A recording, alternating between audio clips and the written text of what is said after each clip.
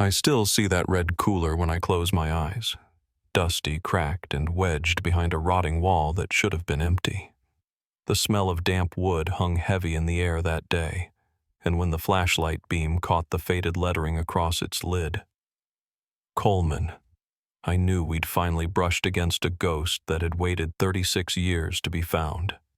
Before I go any further, tell me where you're listening from and tap subscribe if you believe some names should never fade. I first met the Morrisons the way most officers meet a family, by accident. Back then, I was a young patrol sergeant working Allegheny County.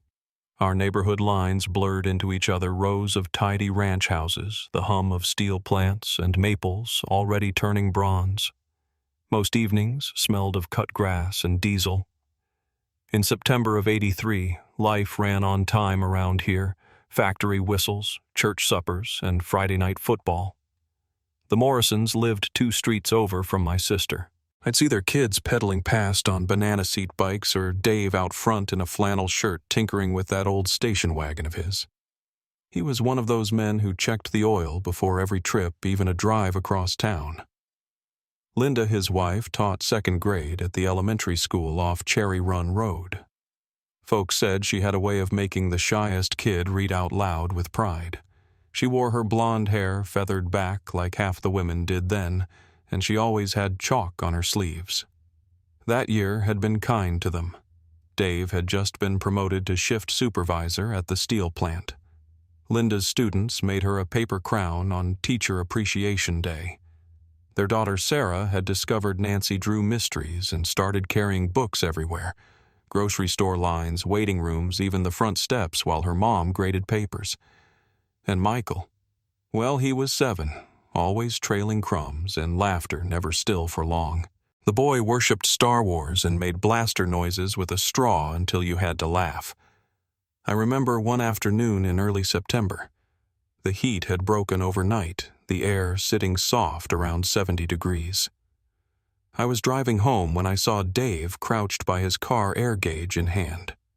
Linda leaned against the hood holding a list in that neat teacher handwriting of hers. The kids ran circles in the yard, Sarah trying to braid her brother's hair while he dodged her. It looked like a postcard of ordinary America, nothing urgent, nothing strange. They called it their one last camping trip before school routines took over. Dave had a favorite spot in the Allegheny National Forest near Tionesta Creek, a quiet clearing locals used if you knew where to turn off the logging road. No hookups, no crowds, just trees, water, and the kind of silence city folks forget exists. He told me once that he liked hearing the creek at night, said it reminded him of time passing at a slower pace. Friday, September 16th. They loaded the wagon around mid-afternoon. Linda packed sandwiches, apples, and that lemony iced tea she swore was better from a thermos. I remember she waved at the neighbor, Carol, before climbing in, blue windbreaker zipped halfway, even though the day was warm. Carol told me later that Michael was humming the Star Wars theme as they backed down the driveway, and Sarah was balancing a stack of books on her knees. That's how small towns keep their rhythm through the ordinary movements we barely notice. A wave from a driveway, the screen door closing, a porch light left burning until everyone's safely home. Back then, the world felt predictable. You worked, you saved, you took your kids camping, and the worst thing that could happen was running out of marshmallows. The weekend came and went without noise. Saturday night, the air turned crisp around 50 degrees and a thin mist rolled down from the ridge. In town, folks watched high school football highlights on the evening news. I worked a late shift and remember glancing toward the north, thinking about those woods, how still they must have been under that early fall moon. By Sunday, the temperature climbed again. The steel plant's whistle sounded at 6, same as always. Nobody gave a thought to the Morrison family still listed as out camping. The world kept turning. Then Monday morning arrived and tiny cracks began to show. The school secretary couldn't reach Linda. The principal assumed car trouble. By noon, Dave's foreman called to ask if I'd heard from him. He hadn't shown for his shift. I told him probably just extended their weekend, but as I hung up, I felt something cold settle in my chest. Dave wasn't the kind of man who missed work without calling. That night, a neighbor noticed the newspaper still sitting on the Morrison porch, 2 days' worth corners curled by dew. Carol Price, Linda's sister, phoned their house after supper. No answer. She tried again before bed. Still nothing. By sunrise Tuesday, I found myself parked outside their home, watching dawn spill across the quiet cul-de-sac. The porch light was still burning pale against the brightening sky. The air smelled of wet leaves and old asphalt. Somewhere a dog barked, then fell silent. And right then, before the reports, before the headlines, before decades of unanswered questions, that was the moment the calm world I knew began to shift. The Morrisons' driveway sat empty. Their station wagon was gone, but the porch light stayed on, and it would keep burning far longer than anyone ever expected. The morning after I'd noticed that porch light still burning, the air felt heavy like a storm that couldn't decide whether to break. I remember standing in my kitchen with a cup of black coffee, watching the steam curl up and fade, thinking maybe I should drive by the school. Maybe Linda had just caught a cold. Maybe Dave had car trouble and they'd be back by lunchtime. But the pit in my gut said otherwise. By 8 o'clock, the phone rang at the station. The dispatcher's tone was clipped, uncertain, said the principal at Oak Hollow Elementary was asking for an officer to check on one of his teachers. She'd missed Monday and Tuesday without calling in. That wasn't like Linda Morrison, and everyone who knew her said so. I volunteered to go, figuring it was probably nothing, just a long weekend that got away from them. When I pulled into their driveway, I remember the quiet. It wasn't the kind of quiet you notice. It was the kind that presses in even above the sound of cicadas. The newspapers still sat stacked by the steps. The curtains were drawn. The mailbox held a half-folded flyer for a fall festival that would go on without them. I knocked once, twice, then used the side of my hand to tap harder. No answer. The house smelled faintly of old wood and detergent through the cracked window, but there was no movement inside, no hum of a refrigerator, no footsteps upstairs. That's when I called it in. We started small. A welfare check, that's all. 2 troopers and me drove north toward the Allegheny National Forest, following the route Dave always took when he wanted to escape the noise. It was late September, cool and clear, the leaves starting to turn. That time of year, sunlight filters through the canopy like gold dust, beautiful and deceiving. It can make even the darkest place look harmless. By the time we reached the forest road near Tionesta Creek, it was nearing 10. We parked our cruiser beside tire tracks that matched the Morrisons' station wagon, Goodyear all seasons, same width, same wear. The trail beyond was narrow and uneven, the kind of path you only find by memory. I remember the sound of gravel under our boots, the way the trees leaned inward like they wanted to listen. A quarter mile in, we spotted the car wood-paneled just as Carol described. The driver's door was shut. Keys still hanging from the ignition, a faint layer of dew coating the windshield. I can still picture that first moment of confusion. Everything looked fine. The tent stood upright, staked neat into the soil, rain-fly snug. Folding chairs by the fire ring, one tipped slightly but not knocked over. A skillet sat cooling on the camp stove, bits of egg still clinging to the metal. On a small table, 2 paper plates held what time and weather hadn't yet erased half-eaten breakfast forks, resting in place like the hands that used them had only stepped away for a moment. The air was damp, filled with the smell of pine needles and something metallic, old ash maybe, or just the forest breathing. I unzipped the tent first. The flap pulled open with that slow, sticky sound nylon makes when it's wet. 4 sleeping bags, each zipped shut from the inside, lay in a row. For a second, my mind refused to make sense of it. It was too symmetrical, too quiet. I knelt, touched one bag lightly. It was cool, empty, the fabric stiff with morning dew. I remember saying softly, "Where the hell are they?" But nobody answered. We spread out, careful not to trample what might matter later. No footprints beyond what matched the family's shoes. No blood. No signs of struggle, no torn fabric, no drag marks. Their cooler still sat beneath the folding table half full of food condensation, slick on the outside. I checked my watch, 10:42 a.m. That meant if the cooler was still cold, whatever happened here couldn't have been more than 2 days old. We radioed for backup and began a slow grid search. The first day stretched into the next. More troopers came along with volunteers' dogs, even a helicopter from Erie. You could hear the blades long before you saw it beating against the sky while we called out names that vanished into the trees. Sarah, Michael, Linda, Dave, over and over until the syllables lost meaning. Every rustle made us stop. Every shadow looked like a clue, but the forest gave nothing back. That second night I sat on the tailgate eating a sandwich I couldn't taste. The generator hummed nearby, powering floodlights that barely cut through the mist.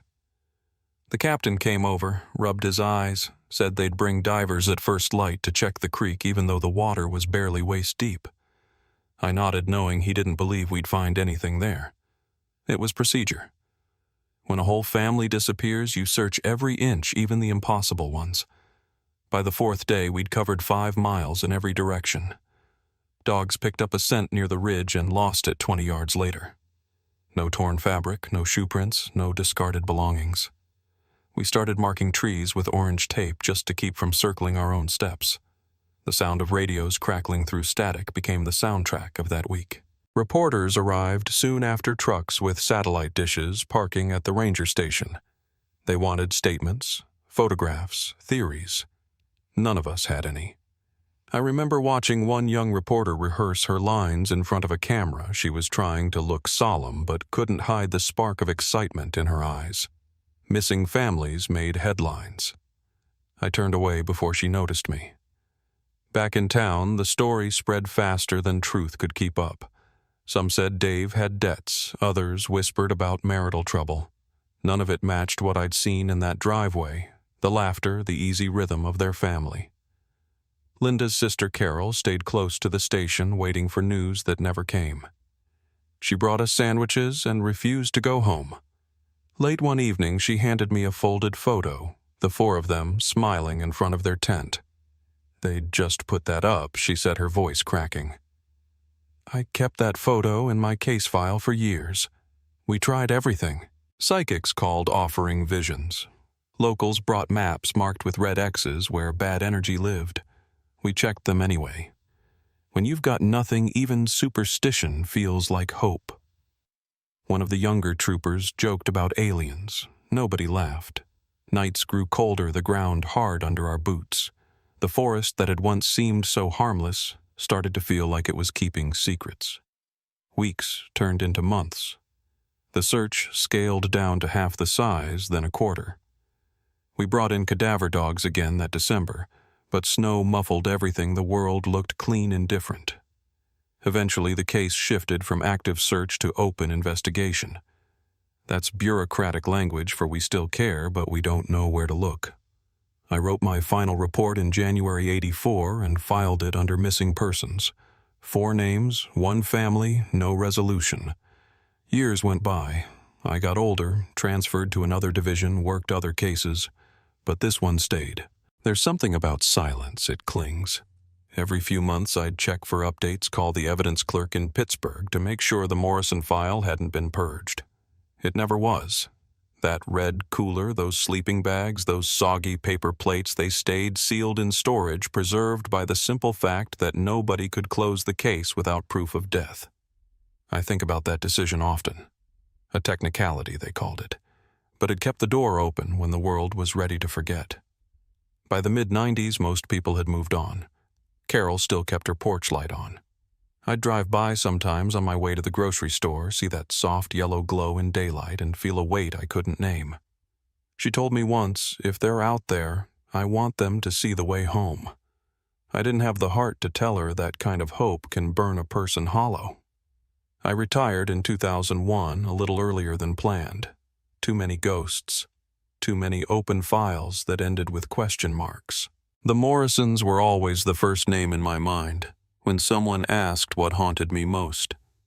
I used to wonder if I'd missed something back then, a footprint, a sound, a detail too ordinary to notice. Maybe that's why I never threw away my notes. Maybe some part of me knew the story wasn't finished. Then, nearly 4 decades later, it began again. It was a Tuesday morning in August 2019 when my phone rang. I was sitting on the porch with a crossword puzzle, the lake flat as glass. The voice on the line belonged to a young detective from the state police, polite but hurried. "Sergeant Hanley, this is Detective Vickers' Allegheny Bureau. I believe you worked the Morrison disappearance back in '83. I told her I had. There was a pause, the kind you feel in your throat. Then she said, "Sir, we found something. A construction crew near Sheffield uncovered personal items, belongings linked to the family. We're reopening the case." For a moment, all I could hear was the soft static of the connection and the hum of a lawnmower 2 houses down. Then the years folded in on themselves like they were never there. The red cooler, the zipped sleeping bags, that porch light still burning in my memory, where I asked. She took a breath. An abandoned cabin site, about 40 miles northeast of the original campsite. I wrote the address down, though I didn't need to. Every road in that forest is etched into my bones. After we hung up, I sat for a long time without moving. The crossword went untouched, the lake unchanged. But inside me, something old began to stir, a soundless echo from those woods, reminding me that even the quietest places remember more than they let on. And though I didn't know it yet, the truth waiting beneath those floorboards was far worse than the silence that had held it for 36 years. When I pulled up to that cabin site in late August of 2019, the first thing that struck me was how quiet it was. No birds, no wind, just the distant rumble of machinery shutting down for the day. The sun hung low behind a veil of haze, tinting the whole place a dusty orange. A few construction trucks were parked crooked near a clearing, and a state cruiser sat off to the side, lights spinning lazily, painting the trees in flashes of red and blue. I killed the engine and just sat there for a moment staring at the cabin. It leaned to one side, roof half-collapsed, boards bleached gray by decades of rain. A no trespassing sign hung by a single nail, swinging back and forth as if it was tired of warning anyone. Detective Sarah Vickers was standing near the porch, boots caked in mud hands on her hips.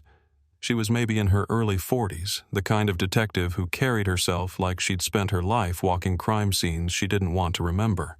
When I introduced myself, she nodded and said, "I grew up hearing about your case reports. My dad worked the search back in '83. That hit harder than I expected. I'd seen plenty of young officers come and go over the years, but this was time folding in on itself. Children of the ones who searched, now searching again." She led me toward the open doorway where yellow tape framed the entrance like a scar.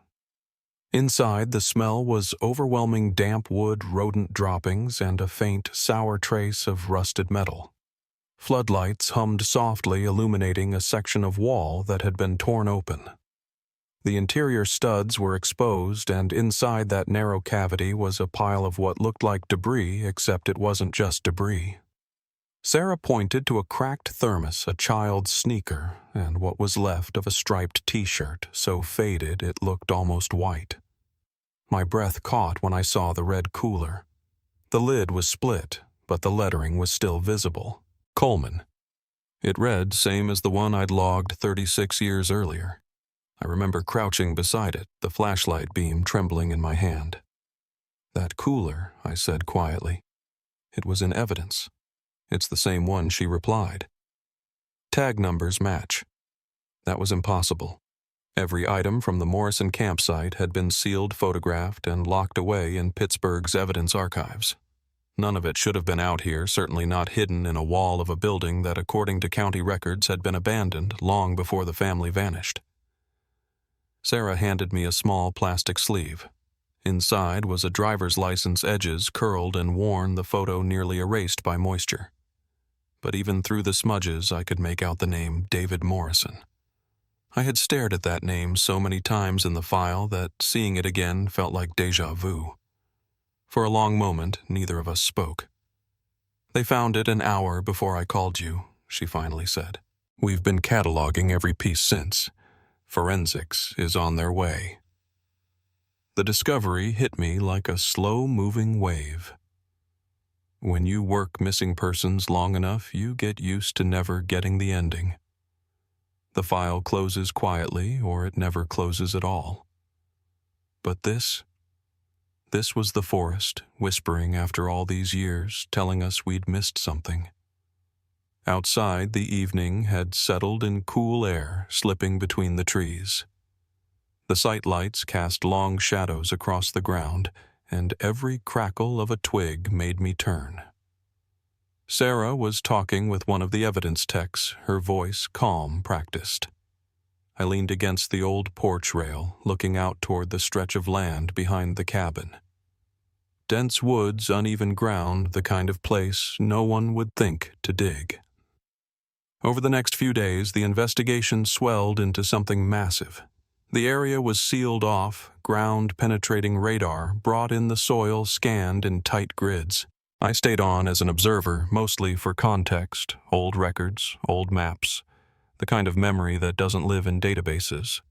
Sarah seemed to appreciate the help, though I could tell she was a solitary kind of investigator. She worked late, studied every log entry, every statement from the original search. "It doesn't make sense," she muttered one night in the command tent, tapping her pen against the file. "The cabin's 40 miles from the creek. Why hide their belongings here?" I told her the truth I didn't know. The geography didn't add up. The structure had been built in the 50s, abandoned by the 70s. It shouldn't have had any connection to the Morrisons yet. Here we were holding pieces of their last known weekend. As the days went on, small details started to surface. The property, it turned out, had belonged to a man named Howard Garrett, who'd passed away in the late 90s. But his younger brother Thomas Garrett had lived on that same land during the early 80s in a trailer parked just down the slope from the cabin. The name stirred nothing in my memory. He'd never appeared in the original case notes, no mention from neighbors or local interviews. When we pulled his old record, it painted a familiar picture. Minor arrests, drinking fights at bars, and assault charge that got dropped when the victim wouldn't testify. Nothing that screamed murderer, but enough to make you pause. He'd died in 1989, single-vehicle accident on a county road, blood alcohol through the roof. His family called him troubled. Most people in town called him a nuisance. Sarah and I drove out to meet Howard's surviving children, 2 middle-aged men now living in Erie. They were polite but distant, as if the land we were asking about was just a bad memory they'd long ago boxed up. Dad never said much about Tom, one of them told us. They weren't close. After that accident, we just cleared the taxes every year. Nobody's been out there in decades. Back at the site, the forensic team kept working. Every layer of dirt peeled back felt like a confession waiting to be heard. Around mid-October, the radar team marked 2 spots behind the cabin, irregular patches where the soil density didn't match the rest. The next morning, cadaver dogs were brought in. I stayed at the edge of the clearing, watching them move noses down tails stiff handlers, quiet. One dog stopped near a patch of moss and barked once, short and sharp. Another followed suit 20 yards away. The handlers exchanged a glance. Sarah walked over, her jaw tight. "We'll start there," she said. The excavation began slow. Shovels at first, then smaller trowels once bone fragments surfaced. By the end of the week, they'd uncovered 4 sets of remains. Even before the lab results came back, we knew. The positions, the spacing, the size differences, it was them. The Morrison family had been there all along, 40 miles from the campsite we searched for weeks. I don't know how long I stood there staring at the ground, but it felt like time folded back to that autumn morning in 1983. The cold eggs on the table, the zipped sleeping bags, the car keys still in the ignition. Every unanswered question settled into a single truth: they hadn't vanished. They'd been taken. The medical examiner's report arrived months later, confirming what our instincts already told us. Blunt force injuries to the skulls, fractures across arms and ribs, violent, deliberate. Whoever did this acted quickly and made sure no one would find them. Based on the evidence, Thomas Garrett was the only person who could have had access to that land during the right window of time. He'd been living there drinking heavily, known to roam those woods. Sarah pieced it together one evening in early winter papers spread across the motel table. "He must have stumbled on them," she said softly. "Maybe they were camped near the trail. Maybe he saw Linda or the kids and tried to approach. Something went wrong and he panicked. I could see the exhaustion in her face, the same look I'd carried years ago. Solving a case doesn't erase the horror, it just gives it shape." The working theory held Garrett killed them at the campsite. Rage impulse, no planning, then drove their bodies back to the cabin using his pickup. He buried them shallow, covered the graves with lime and forest debris, and hid the family's belongings inside the cabin walls, maybe to rid himself of reminders, maybe out of some twisted logic that if the objects were sealed away, the memory would be too. Then he kept living, drinking until his own recklessness caught up with him 6 years later. The final confirmation came in December when DNA matched each set of remains to the Morrisons. Sarah called me herself that afternoon. Her voice was steady, but I could hear the weight behind it. "It's them," she said. "All 4. For the first time in decades, the word missing no longer applied, and yet the relief was hollow. Closure is a complicated thing. It doesn't always bring peace, just proof that the nightmare had form." I stayed in contact with Sarah as the winter wore on. We spoke about the case sometimes, but mostly about the silence it left behind. She said she'd attended a case review meeting where younger detectives called it a miracle find. She didn't see it that way. It wasn't a miracle, she told me. It was luck, and a bad man's secret finally giving out. In March, the cabin was demolished. Nobody wanted it standing, not after what it had held. The land was quiet again, stripped bare. But every time the wind came through those trees, I couldn't help but think of the sound it must have made in 1983, the whisper of branches against canvas, the creek just beyond, and one man's footsteps coming closer. For years, we'd believed the forest had swallowed them whole. The truth was worse. The forest had kept them waiting until someone finally listened closely enough to hear what it was trying to say. And though we had the answers now, part of me couldn't shake the thought that maybe some mysteries never really end. They just change shape.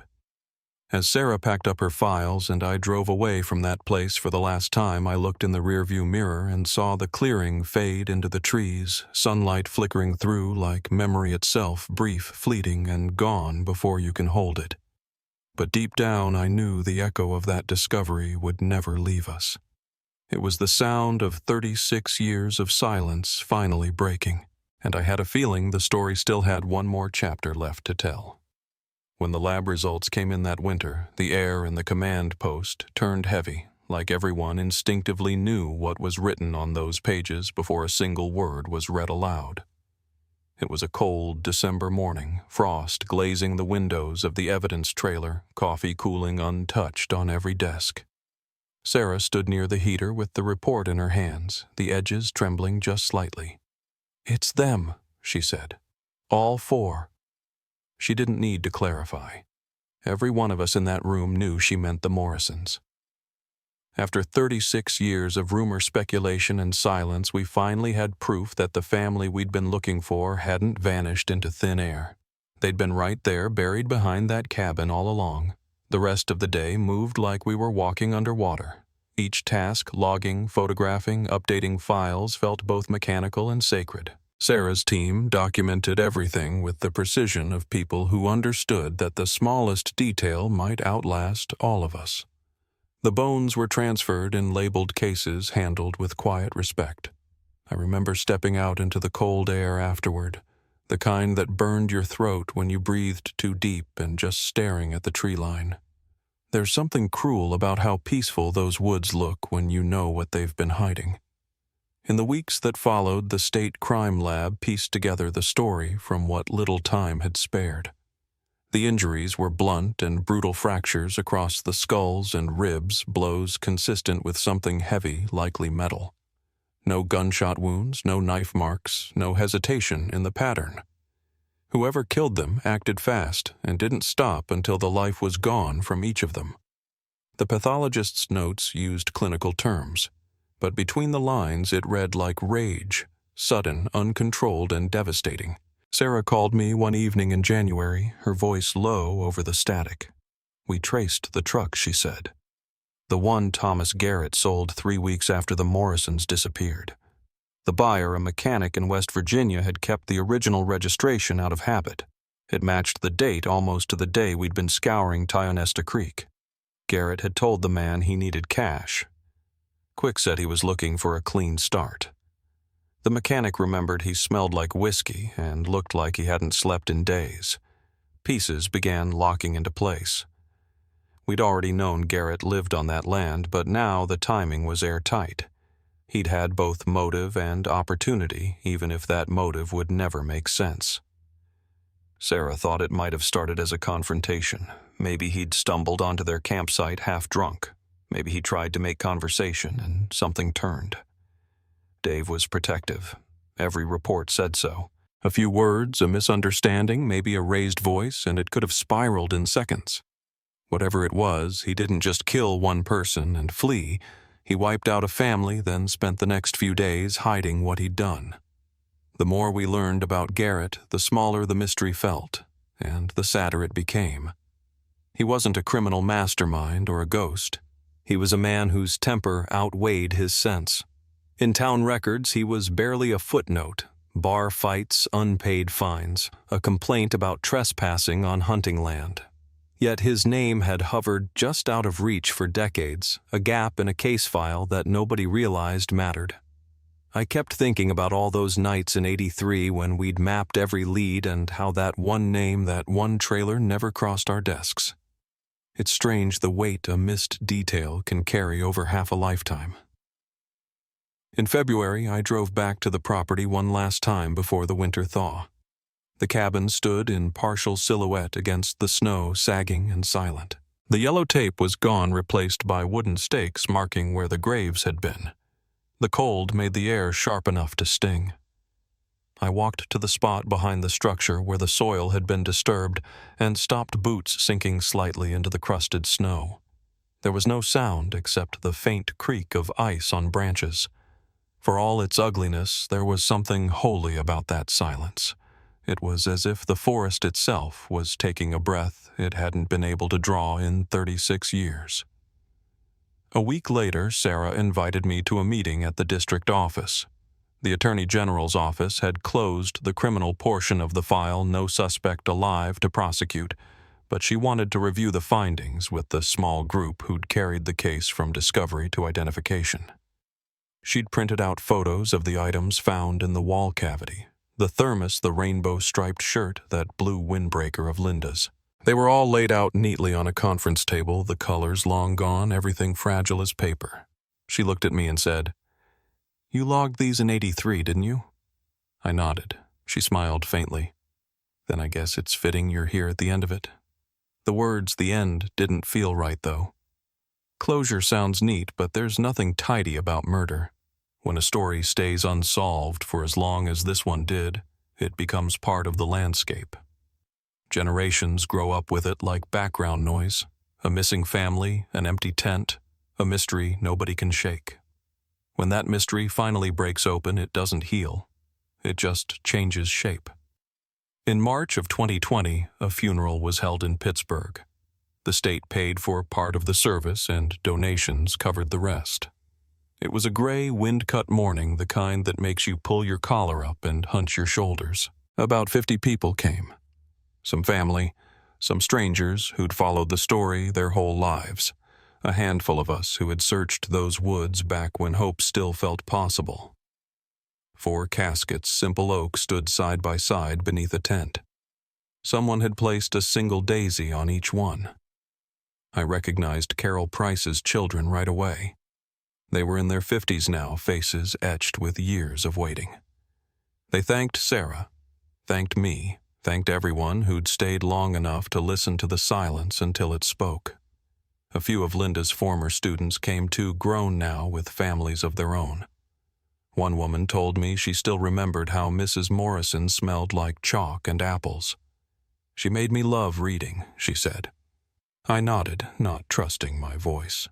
The pastor who led the service hadn't known the family personally, but he'd read the case file. His voice carried steady in the wind as he spoke about ordinary people doing ordinary things, packing sandwiches, loading up a car, heading into the woods to make memories. Evil, he said softly, doesn't always announce itself. The words hung there raw and simple before dissolving into the rustle of coats and the low sound of someone crying. After the burial, people lingered. I found myself standing beside Sarah near the row of headstones, watching the grounds crew begin to clear chairs. I keep thinking, she said, if Garrett hadn't died when he did, would he have confessed I told her I didn't think so? Men like him carry their sins until they sink under them. She nodded slowly. Maybe, she said, but at least we got them home. That night I drove back toward the lake where I live. The road wound through miles of quiet farmland before fading into open highway. Every so often I caught glimpses of forest in the distance, dark silhouettes under the moonlight.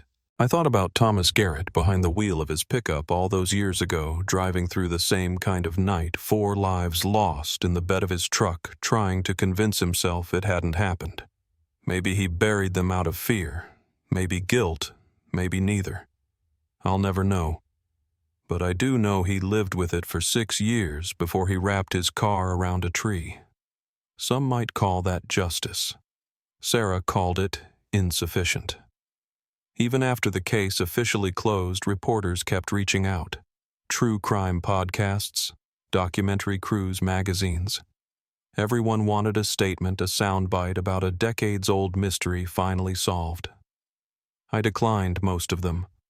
There's a kind of dignity in keeping some parts quiet. I'd spent too many years chasing answers to let the story turn into entertainment. Still, I understood the curiosity. People want order. They want to believe that truth, no matter how late, still balances the scale. By early summer, the cabin was gone. The developers leveled the property, filled the excavation pits, and fenced it off. I drove out once more just to see it. The grass had already started reclaiming the clearing. If you didn't know what had been there, you'd think it was just another patch of Pennsylvania woods. But I knew. Every tree, every root had been part of that secret. Sarah called a few months later to tell me the Forestry Service had put up a small wooden marker at Tionesta Creek near the old campsite. It was simple, just the family's name and the year. In memory of the Morrison family, 1983. I drove out there that fall. The air smelled of pine and wet soil just like it had the first time I walked those trails. The creek moved slow sunlight flickering off its surface. Somewhere upstream, a pair of campers were laughing, unaware of what that ground once held. I stood for a long time near where the tent had been, imagining the laughter of those 2 kids, the scrape of a skillet, Linda calling them in to eat. For a moment, the forest felt warm again, like it was finally ready to let them rest. I wish I could say that moment brought peace. But peace isn't the right word. It was more like quiet acceptance, the kind that comes when you realize the story you've carried for half your life has finally found its ending. As I turned to leave, a gust of wind rippled through the trees, shaking loose a few yellow leaves. They spun across the clearing and settled at my feet. And I thought about how long the forest had waited to tell us the truth. Back in the car, I sat for a while before starting the engine, watching the last light fade through the branches. The Morrison case was over, at least on paper, but the echo of it would always be there in the silence of those woods, in the hum of a highway at night, in the faint memory of a porch light that once burned too long. And though the names are carved in stone now, I still find myself wondering what the forest remembers that we never will. For a long time after the funeral, I found myself waking before dawn without knowing why. Old habits die hard, I guess. Decades of early calls, long drives, and quiet forest roads tend to wire your body that way. But those mornings felt different. The house would be still the coffee maker gurgling in the dark, and somewhere in the quiet, I'd catch myself thinking about the Morrisons, how time had finally given them back to us, and how little comfort that really brought. In the months that followed, life moved on, at least on the surface. The investigation wrapped officially the case file sealed with a red stamp that read, "Closed. Deceased suspect." The words looked too neat for what they meant. Thomas Garrett had gone to his grave 30 years earlier without ever facing what he'd done. Legally, that was the end of it. But for those of us who'd lived with this case lodged in the back of our minds, it didn't feel like justice so much as a truce. The forest had returned what it owed, and in return we stopped asking it for more. Sarah and I kept in touch for a while. She'd call every few weeks sometimes to share an update, sometimes just to talk. There's a quiet bond that forms between people who've walked the same grim ground even across generations. She told me she was thinking about taking some time off after the final reports were filed, maybe go west, clear her head. It's strange, she said once, how solving something can leave you emptier than not knowing. I told her I understood, and I did, because for years I'd prayed for an ending to this story. I just never imagined it would feel this heavy when it finally came. Carol Price's children arranged for the marker out at the creek. I went to see it the following spring. It's simple, a small piece of cedar, hand-carved and weathered just enough to look like it belongs there. In memory of the Morrison family, 1983.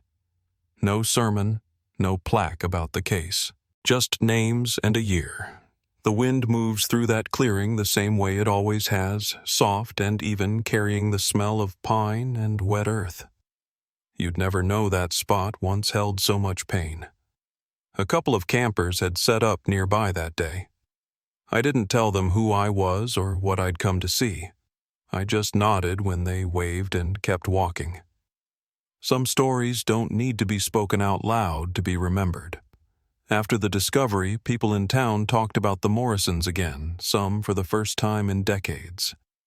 Old neighbors came forward with memories how Linda used to help kids cross the street after school, how Dave never missed a work shift, how Sarah used to ride her bike with streamers on the handlebars. It felt like everyone had been carrying a small piece of them tucked away and half forgotten, and now all those pieces were finally finding their way back together. For a while, it brought people closer. But time does what it always does. The conversations grew shorter, the anniversaries less attended. Life fills the space again, even around something that once felt unfillable. I suppose that's what haunted me most, not the violence, not even the years of not knowing, but how easily the world forgets once the cameras leave. The forest, the town, even the people who lived through it. They all have to keep moving. And maybe that's mercy, or maybe it's just the way survival works.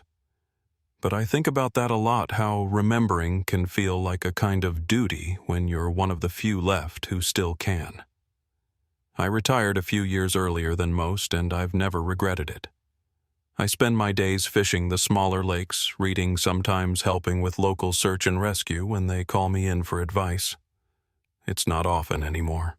Most of the young officers don't even know my name unless they've read the old case logs. That's fine by me. The work belongs to them now. But every so often I'll see something, a family loading up a car, kids laughing in the back seat, a cooler strapped down on the roof, and for a split second I'm back in 1983, standing on that quiet road watching the Morrisons drive away. And I think about how moments like that can hold your whole life inside them without you even realizing it. There's a photo that still sits on my desk. Carol gave it to me before she passed. It's the one of the family at their campsite the day before everything went wrong. The colors have faded, and the edges are curled, but you can still see their faces clear as day. Dave's got that proud grin arm around Linda's shoulders. Sarah's holding a book, half smiling, like she's caught between childhood and whatever comes next. And Michael's trying to look serious but can't quite hide the mischief in his eyes. Every time I look at that photo, I'm struck by how ordinary it all is. 4 people frozen in a weekend that should have been nothing more than a memory of laughter and campfires. That's what makes stories like this so hard to let go of, because it could have been anyone. For all the years I spent chasing leads, collecting evidence, and writing reports. The truth is, I never stopped asking myself the same question. What drives someone to cross that line, to take everything from people who had nothing to do with their pain? Maybe there's no answer that makes sense. Maybe that's why the silence of those woods still sits heavy in my chest. Because for every Thomas Garrett, there's 100 families who never come home. And for every case we solve, there are others that won't ever see daylight. That's the part of the job they don't teach you, how to carry the ones you couldn't save. A few months after the funeral, I ran into one of the old troopers who'd worked the original search with me. He's gray now, slower on his feet, but his mind's still sharp. We sat outside a diner off Route 62, the kind of place where the coffee's always burning and the windows are fogged year-round. He asked me what it felt like seeing it all end after so long. I told him the truth. It felt like closing a book that had been open my whole life, but the pages were still turning in my head. He nodded and said, "At least we know they weren't lost." I thought about that all the way home. He was right in his own way. They weren't lost. They were taken hidden, but not lost. And maybe that's the only comfort any of us get. Now when I walk through the woods, I notice the small things, more the crunch of leaves underfoot, the way sunlight filters through the branches, the hum of a creek just beyond sight. There's peace in those sounds again, even if a shadow lingers behind them. I don't go near that clearing often, but when I do, I bring a small lantern. I set it down beside the marker and let it burn for an hour before I leave. No words, no prayer, just light. It's not for me. It's for them. People sometimes ask if I believe in closure. I don't know. Maybe closure isn't a moment, but a choice to stop fighting the past and let it be what it is. The Morrisons never got to finish their weekend, never got to drive home, unpack, or laugh about who burned the marshmallows. But they have a place now, a resting spot, with their names carved in stone, and that means something. It means they were here. It means they mattered. When I think about all of it, the years, the searches, the long silences, I realize the forest didn't just hold a secret. It held a lesson. That evil doesn't always look like a monster. Sometimes it's just a man in the woods, angry at the world, making a decision that changes everything. And that ordinary families like the Morrisons remind us what's worth protecting, the simple, quiet moments most of us take for granted. I still keep the case file on a shelf in my study. Not because I need it, but because it feels wrong to put it away. Every once in a while I'll open it and trace the handwriting on the old reports, faded and smudged from time. I can still smell the paper, still hear the forest when I close my eyes. There's comfort in remembering even when it hurts. I think that's what stories like this are for, to remind us that memory is its own kind of justice. As long as someone keeps telling it, they're not gone. They're part of the air we breathe, the ground we walk on, the light that finds its way through the trees. If this story stayed with you, share it not for views, not for numbers, but so no one's name gets lost to the dark. Because the only thing worse than being forgotten is never being found.